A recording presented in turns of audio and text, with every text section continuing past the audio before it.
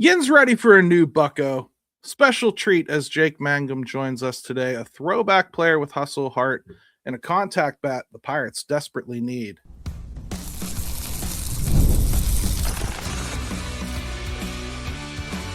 You are Locked On Pirates, your daily Pittsburgh Pirates podcast, part of the Locked On Podcast Network, your team every day. What's up, everybody? Welcome back to your first listen every day, Locked On Pirates. I'm Gary Morgan, former editor at SteelCityPirates.com. I've been covering this team since, Jake got drafted in 2019. Thank you, everydayers, for making Locked On the number one sports podcast network. Today's episode is brought to you by our friends at FanDuel. If you want to be right in the middle of the action this season, visit FanDuel.com and place your NFL live bets all season long. Normally, this is where I would tell you the show plan, but today that plan is just, hi, Jake. Thank you for being so cool with your time, man. Welcome to Pittsburgh and Locked On Pirates. Yeah, man. Thanks for having me. It was pretty funny with the Twitter stuff the other day when I got on. You were like, "We'd love to have you on the show," and I was like, "Yeah, man. Why not?" Let's look. I appreciate you covering the Pirates and covering baseball. We're pretty busy in the year with 162 games and even more, including spring training. So anytime, my family back home can read stories and hear about, what we do for a living, it helps out a lot. So we appreciate it, man. I'm happy to come on. Oh, we're ecstatic here. So social media seems to be the way that guys find out nowadays, and that happens to be how you found out, right? So Yeah. What was your first reaction to hearing about it on social media and that it's Pittsburgh? My high school teammate, I don't know how and what all you read on Twitter, but I'd actually brought this guy's name up the other day. Was Trace Levertich texted me saying, "Dude, I think you're getting traded to the Pirates." About that same time, Brandon Lau texted me and Mason, basically just like saying, like, "Hey, I think it's real." But yeah, I found out through Twitter. The Rays handled it great. They called relatively way before the trade actually took place, but it just dropped on Twitter so early, and that's just the nature of how these things work. Right. Especially with this is the first time I've been involved with a 3-team trade, so with that many people involved to like get this thing constructed, it's just kind of how it was going to go, man. It just takes one person to leak something to somebody, and it spreads pretty quickly, especially when a guy like Brandon Lau is getting traded. People are gonna want to find out and spread that. So that's how it went down. I have nothing but love to the Rays, man. I have a very unique and weird story on how I got to the big leagues. I wouldn't change it for the world. Loved every step. Loved how it all transpired. But as far as like how a rookie season can go, I'm so thankful for the Rays. They handled it, or they treated me amazing. Brandon was actually one of like the captains in the clubhouse, and he was absolutely phenomenal to me. I consider him a dear friend. So for him and Mason to be coming over, I think really made it a lot easier. Very cool. And I'll tell you what, man, Mason throws 102-mile-an-hour flame balls, so he's awesome to watch, and Brandon's track record speaks for itself. So the Pirates should be very excited about those guys, man. They are freaking awesome. Yeah, no offense to you, but like my 5-minute investigation into this trade, my first reaction was how excited I was about Montgomery. So we can talk about him a little bit later. I've been his teammate for 2 years. I've only been Brandon's teammate for 1, so I do have a pretty long track record with Mason. You've been traded a few times. Yeah, but always were a minor leaguer when you were traded. What's the difference between being traded as a minor leaguer and a major leaguer? A lot. So my first season as a pro baseball player was 25 years old. I never left Mississippi State for a long time. I'm from Mississippi. I went to school in Mississippi. I loved it. We don't have professional sports in the state of Mississippi. The only pro team we have in this state is the AA Biloxi Shuckers on the coast of Mississippi. That's the only professional team now because my hometown Mississippi Braves are now in Georgia. So it just means a whole heck of a lot. The college athletics mean a whole heck of a lot in the state of Mississippi. So like, man, get drafted by the Yankees as a sophomore, the Mets as a junior, and the Mets again as a senior. It was really hard for me to leave, especially with being, later in the draft. When we were in college, man, we really wanted to bring the first national championship to Mississippi State because we have such a long historic like baseball program that's never won a championship up until after we left. The year after we left, or the year after COVID, they brought home the first national championship, and our program university desperately needed that. But it was hard for me to leave college. COVID took away the first year of pro ball, so I started late. And man, it's been a really cool journey. The Mets drafted me, traded to the Marlins. I got all the way up to AAA with the Mets. I played AAA with the Marlins, and then AAA big leagues with the Rays. So it took me a while to get there. I just needed the lucky break or just a right fit, whatever you want to call it. But I've loved my time in pro ball, and I really wouldn't change anything for the world, man. I mean, I can think of something I'd probably change if I was you. I would think I would be a little bit resentful of the COVID year. That really screwed a lot of kids up, especially people in your position who got drafted at a little bit of an advanced age out of college, to immediately miss a year. Like Nick Gonzalez, younger than you when he got drafted, but same situation, got drafted, then he has to sit for a year. What's that like? How is it to get back into the game? I mean, I know you're still practicing, but it's different. Yeah, man, it was we shut the whole world down for a whole year. Pretty crazy, but it was tough, man. It was also weird. I got a great chance to see family and friends that I typically don't see 9 or 10 months out of the year. So you can't say it was all that like all bad because there are a lot of good came out of that. I got to spend a lot of time with some grandparents, my friends that I have not seen in years, and family that I'm typically never seeing. So there was some good, but it stunk to not play baseball. I can tell you that.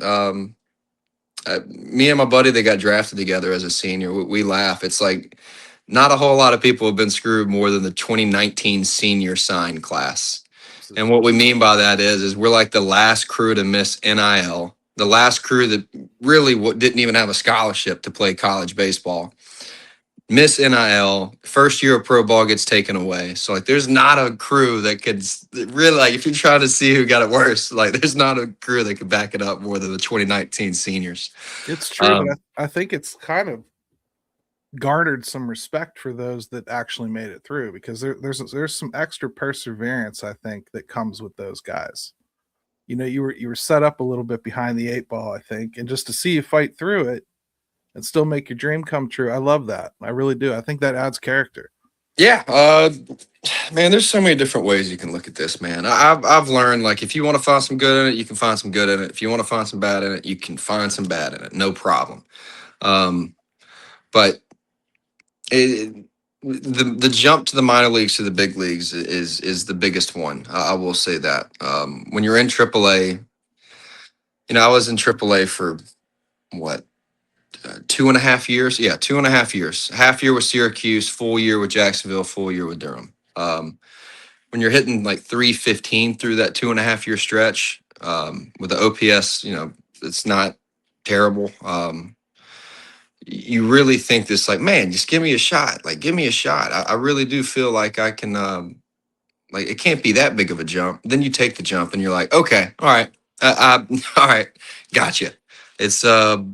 It is the biggest jump in the game of baseball, at every level. And I've done every level. It's the biggest jump. Well, you'll pardon Pirates fans if they don't believe you, since you went like 8 for 12 against us in your rookie season. Yeah, that was that was a cool night for me. That first game against the Pirates, I won't never forget that one. But you know Adam Frazier too, right? Because we have this connection with Pittsburgh. Know him well. Adam's a great guy, and he really loves Pittsburgh, man. He's always spoken very, very highly of Pittsburgh. We talked yesterday over the phone to kind of see what he thought and see what he wanted to, tell me about the organization, about the city, about just anything he could think of. I hope Love he Adam. I really like his style of play. It's a very old school style of play. Yeah, I liked some similarities, I think, between you and Adam Frazier. A lot of the same kind of tendencies, good bat to ball skills, fast, good defender wherever you put him. Yeah, I think we use a similar approach a lot, and and that's a byproduct to kind of some of the stuff you see with ball off bat, I'd say. it might be a Mississippi thing because Connor Griffin looks like the same kind of player, just all hustle all the time, and I love it. Yeah, I'll tell you what, man, Connor's a specimen, dude. He's a good looking kid, dude. Like he's going to be a special player, and I think everyone kind of sees that. It's going to be very fun to watch him, and eventually when he makes it to the majors, it'll be fun. Awesome. Hey, we're just getting started with Jake Mangum here on Locked On Pirates. After the break, we're going to talk a little bit about what kind of player the Pirates are getting here and how Jake approaches the game. Stick around. NFL Sundays move fast. One big play and the whole vibe changes. That's why live betting with FanDuel is a blast. You're not just watching the game, you're in it, reacting in real time. With FanDuel, you can fire off bets as the action unfolds. Every drive, every momentum swing, every highlight moment. Live betting shines when the game flips, a receiver catches fire, a defense locks in, or a turnover changes everything. FanDuel keeps you in the mix with live spreads and money lines that move instantly. Player props updating as guys heat up. Next touchdown scores, drive results, totals, you name it. Every snap, every drive, every chance to jump in. Like today, Niners are laying 5.5 against the Colts, but give me Grandpa Rivers to cover that number. That's the beauty of live betting. You can ride the wave as it happens. So if you want to be right in the middle of the action this season, hit FanDuel.com and place your NFL live bets all season long. FanDuel, the game moves fast, and so can you.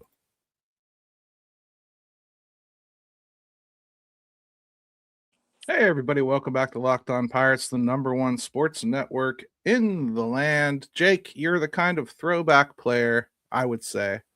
Incredible contact tools and a league dominated by strikeouts. I've heard some comps to guys like Luis Arraez come up with you. And Pirates struck out more than anybody in Major League Baseball last season. So how much pride do you take in being the guy who puts the ball in play? And this hitting is one of those things you could really break down answers as long as you want. It's a complicated thing to talk about. But look, last year when I got to the big leagues, I knew that being a 29-year-old rookie, it was like I have to hit right now, or I will not be here very long, and my next opportunity might not come until I'm, kind of pushed out of the game almost. Right. I knew I had a skill for touching the baseball. So, man, for the full season last year, I can confidently say, like, it really did turn into one of those things that just, like, don't strike out. Put the ball in play and run as hard as I can. I felt like that gave me the best shot to stick for the full season. And luckily, that's what happened. As a rookie, to stay up your whole entire, first year is a very difficult thing to do. A lot of the veterans always said it's one thing to make it, it's a whole nother thing to stay. And I felt like that approach was going to give me the best shot. If the shortstop's playing up the middle and the third baseman's covering the bunt, they're giving you a 4-lane road to hit a ball through in the 6 hole. So that way, everything I did was just stay inside the baseball, or from a right-handed side, pull the baseball. I mean, that, and you led the league in infield hits last season. I mean, that's a desire there. Yeah, my whole entire life, I've gotten messed with for saying I'm a lucky baseball player. I think it's a byproduct of my approach. That's what I've always said. My freshman year of college, I remember the older guys always gave me crap. Like, eventually these choppers aren't going to find a hole. And the old BABIP argument, huh? Baseball is at a very interesting place right now. Because analytics and the spreadsheets have become so vast of information, which are not a bad thing. I am not saying that analytics should be out of the game of baseball. I actually think that they're a fantastic tool for baseball. I use them constantly in my I mean, prep Jake, work. you just did analytics without numbers though when you were talking about the 4-lane highway to the 6-hole, right? No doubt, no That's doubt, analytics. and that's why I'm backing up analytics when I'm saying it's a great tool. But it's one of those things, man. You can look at every player and find good and find bad. And it's kind of cliche, but like, do you want to look at everything half full or half empty? I'm always going to look at it half full. When you look at my year last year, I knew that there were a lot of things I struggled with, and there were a lot of things I did well. Um, I'm going to look at it half full, man, and know that I'm going to progress as a baseball player, and look at it as I am, look at it as a rookie season, not a 29-year-old season. How do you want to look at it?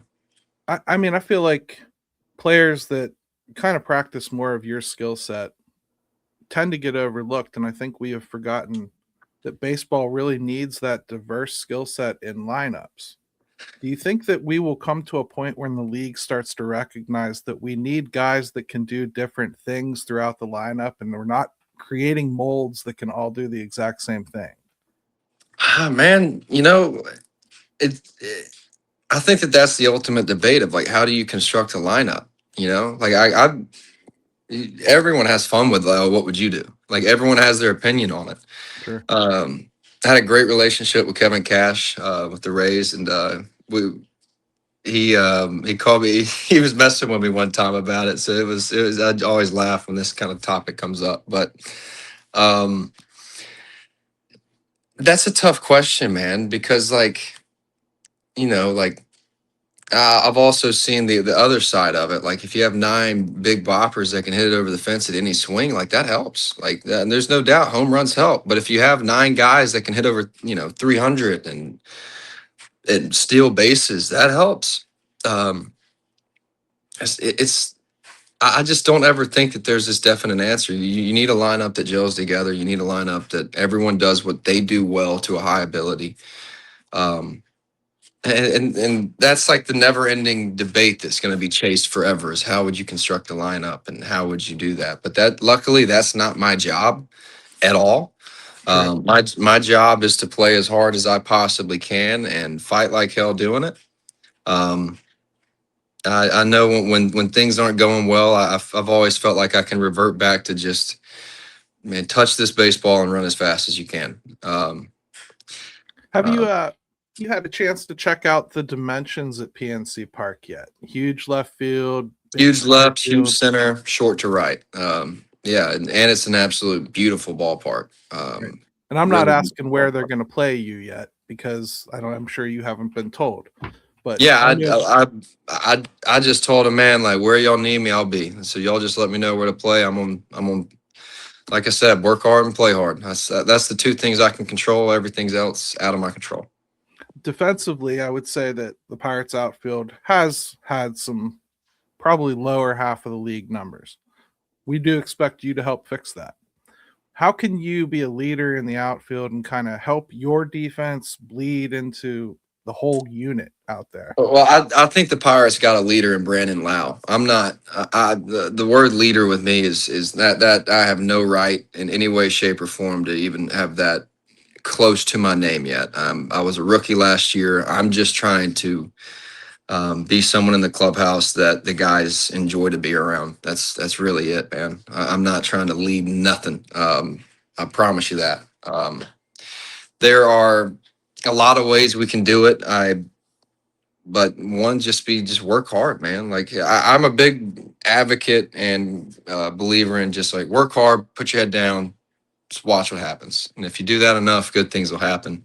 And you'll kind of learn, like, I'm going to give you a lot of cliche answers. And I know that that's probably not like very exciting, but the Well, you did play reality. in Durham, so I mean, we all saw the scene on the bus. I'm sure Yeah. that's where you Yeah. got them. Yeah. I'm just trying to take this one day at a time, really trying to help the ball club. But the thing is like the older I get, like the more and more you absolutely realize that like doing things the cliche way are just the way to do it. Like if something goes wrong, like you can do doom and gloom, or you can be like, hey, just flush it, take it one day at a time, attack tomorrow. Like that's genuinely the best way to go about it. Baseball is a long freaking year, man. Like it is long. 162 in the big leagues is a whole heck of a lot different than 6 game Sure. series for 150 in the minors. Like it was night and day. That was a big learning curve for me last year. Being the 3 game series, hop on a plane, 3 game series, hop on a plane. That was a lot different than setting up shop for a week in a town and then, doing 6 game series in one city. That's a big difference. Probably eating That a little better too, right? you're eating better, but it's a lot of travel, man, compared to what the minor leagues were. True. And that's a learning curve. So you better look at things with the half glass full in the big leagues because adversity's coming. Like it's on its way, whether you want it or not. Like it's quickly approaching. Now you stole 27 bags in your rookie season, which is impressive. But we've seen a lot of fast guys come up to league and not have it translate to the stolen base. And a lot of that has been attributed to pitchers aren't necessarily as fine-tuned in their pickoff throws in the minors. They're not developing that sort of thing until they get a little bit closer. Mhm. How did you prepare yourself to be an actual good base stealer instead of just a fast guy? Uh, um, pregame. I'm hurting your head today. I'm sorry, bro. No, no, no, no, no, not at all. I just want to give you, a good answer on this because it's a lot goes into it.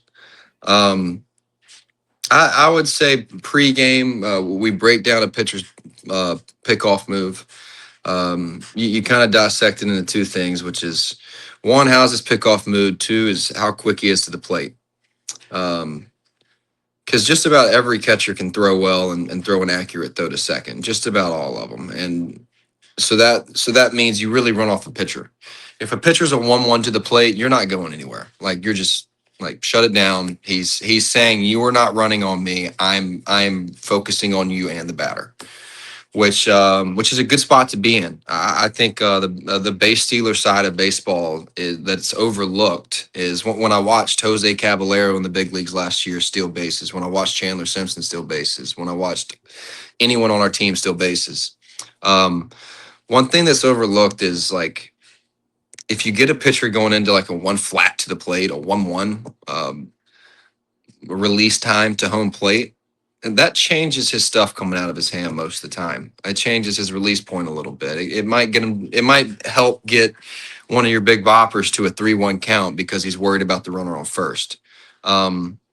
That's one thing I really noticed that I like doing. Like even when I'm not running, when we were not running, we really enjoyed watching a pitcher get to a 3-1 count or a 3-0 count because speed guy gets on first. Jose Caballero's jumping around like crazy, trying to take second base.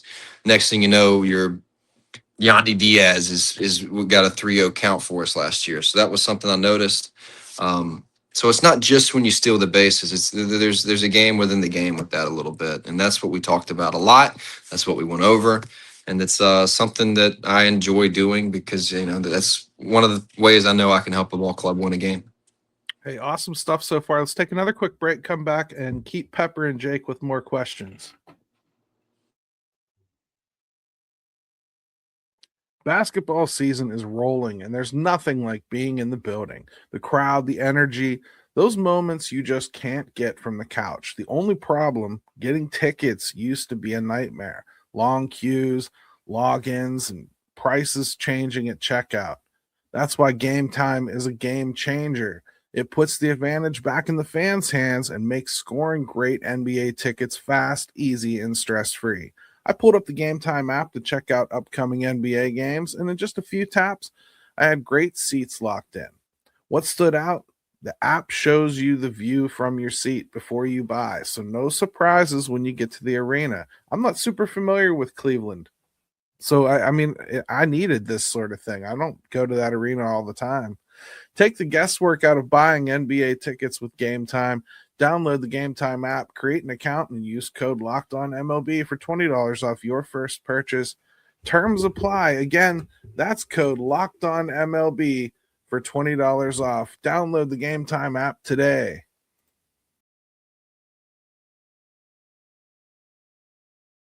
Hey, everybody, welcome back to Locked On Pirates. More with Jake Mangum here, and I know Yinzers are going to call him Magnum a lot this year, so I expect that to be something we're going to see in the stands, signs with Magnum PI and whatnot. I just can't wait. You guys are going to have a hard time pronouncing it, and I love it. This one comes from our Locked On Pirates Discord. A listener saw you play back with the Rumble Ponies and said your hustle stood out. You were even nominated for the Heart and Hustle Award. How much does that recognition mean to you, and how do you keep that mentality over 162 game season? How do I keep the mentality? Because it's just how I've played baseball my whole life, and it's not going to change. It's just, I don't know. It's just how I play the game and how I enjoy playing the game, and I'm just going to do it.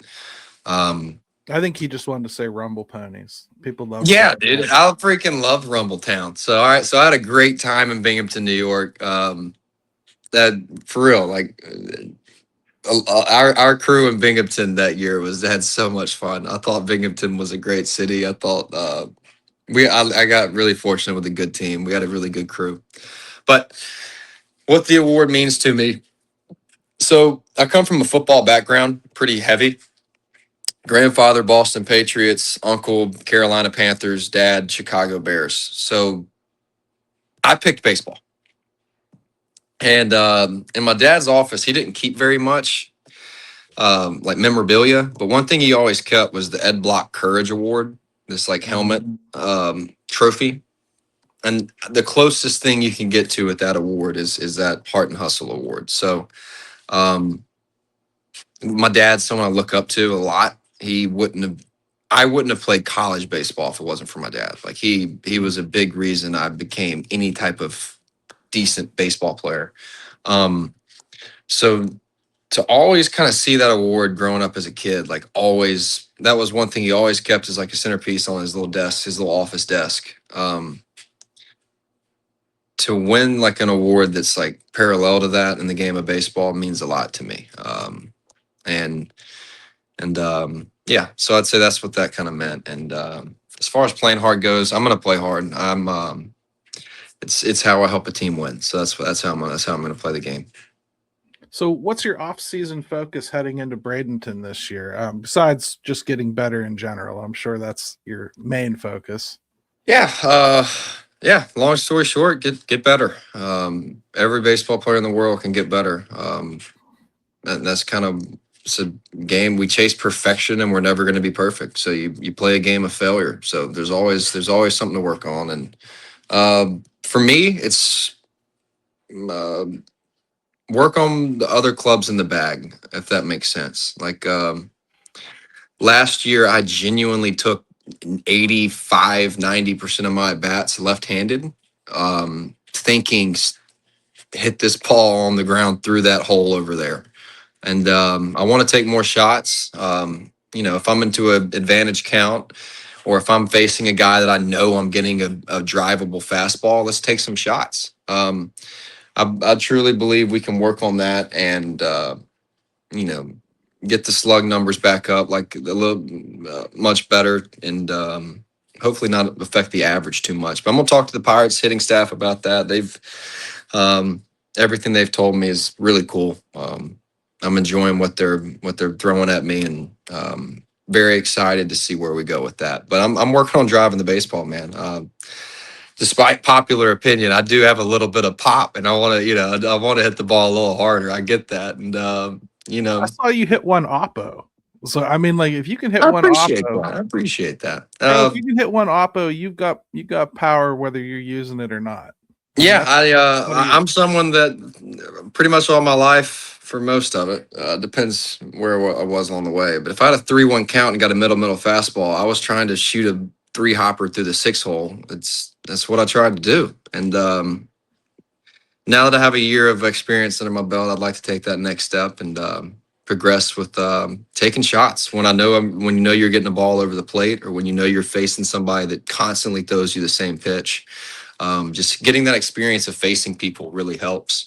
There's a comfort piece to it. I really felt sped up for a lot of the year last year as a rookie. You're just kind of doing everything you can to stay, and because staying is a lot harder than making it, and which is crazy to say, but it's a difficult thing. And I had a player tell me last year getting back is harder than getting here the first time.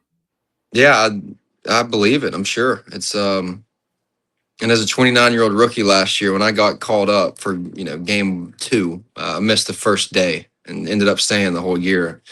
I wanted to play my style of baseball that I was comfortable with and knew I could help the team win games. And I want to better myself to help the Pittsburgh Pirates win baseball games. That's genuinely all I'm trying to do right now this offseason. Well, I'm trying to get better to help us win ball games in the spring. We love the sound of that. And I also love bettering the community. And you've worked really hard with kids in the community, and wondered if you saw what goes on here with Pirates charities at all, and the Miracle League and all the things that we get involved in. I kind of hoping that you get involved in some of that up here. Yeah, I'm going to be as involved as I can be. It's a really cool life that we live in the big leagues.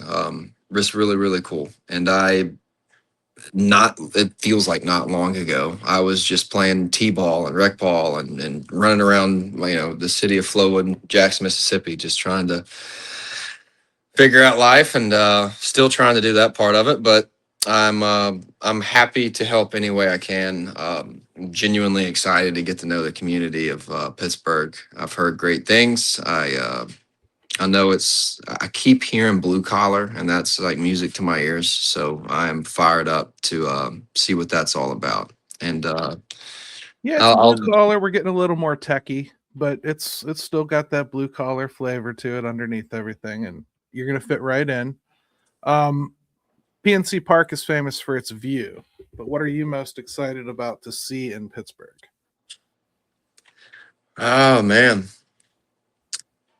it's hard not to talk about like the backdrop of that stadium. It's pretty consistent that PNC Park's like everyone that's been to a bunch of stadiums, like top 3 ballpark. Right. A lot of people put PNC Park up there with like one of the most gorgeous stadiums in the game, which is really cool.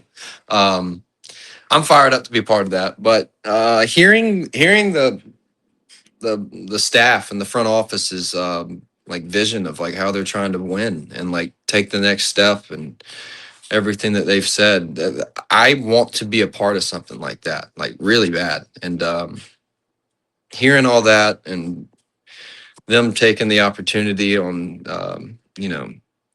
to see if I can help the team, that means a lot. And I'm going to give you everything I got. And that's something I can promise you. I can't promise you I'm going to hit 4 for 5 every night, or hit a billion RBIs. But what I can promise you is I'm going to give you everything I got, and I'm going to work, and I'm going to play as hard as I can. I can promise that. That's a controllable thing, and we're going to do that to the best of our ability and see what happens. That's all anybody can ask for. I don't know if you made plans for it yet, but any talk about you coming up for Pirates Fest January 24th? You think you'll be up here? I haven't heard much about it, but I would absolutely love to come be a part of that, so I can, at least see Pittsburgh before I, get going to spring training. That'd be really cool. I will figure that out, and if I am to do something like that, while I'm still a little active on Twitter before the season, I would throw that out there and just be like, hey, going to Fan Fest, would love to meet everybody. That'd be cool, and something like that. But awesome. Yeah, excited to get going, man. I really am. This is exciting times, and ready to go. Well, we can't wait to get it going with you either, Jake. This could be great. Thank you so much for taking the time. Welcome to Pittsburgh. Yeah. Gary, thanks for having me. I appreciate it. And we'll see you down the road soon. All right, everybody. Hey, tomorrow we're going to talk behind Jake's back a little bit about what this trade means for the Pirates outfield depth chart heading into 2026. I kid, Jake. I kid. Until then, it's all good, man. I just want to be on the team and help them win ball games. I don't care what the role is. You can those things change to 162 game season. I hear you, brother. Until then, we're serious about Pirates baseball because somebody's got to be. Let's go Bucks.